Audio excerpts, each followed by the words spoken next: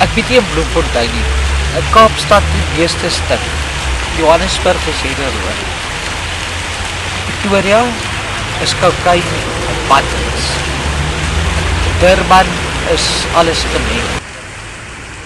Op 28-jarige leeftyd het Stefan Pienaar 'n intieme kennis van die Suid-Afrikaanse dwelmlandskap. Langs Stefan sit sy vrou, Heidi.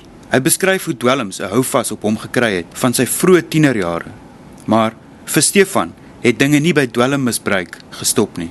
Toe werk ek, toe verkoop ek my liggaam. En toe besit 'n drugdealer my. En ek moes my prostitusie werk doen net vir hom. Vir geld, dan gee ek my drugs en slaapplek en kos, as ek honger is. En daarna het ek weggebreek af van dis God se genade hoe te kan opneem. Hoe aanvaar jy dit dat hy dwelms gebruik het in prostitusie was? Dit kan ek aanvaar.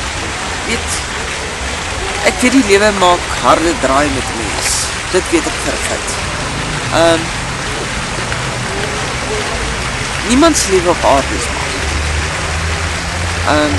Daar's baie mense wat voorgee lewe is so perfek en so fantasties. En Mita Melarde maak hulle dit leeukuil. Waar Stefan bereid is om te praat daaroor.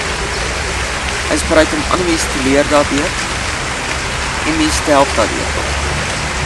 So, ek dink ook, dis sulke groot deel op ons lief is vir Stefan.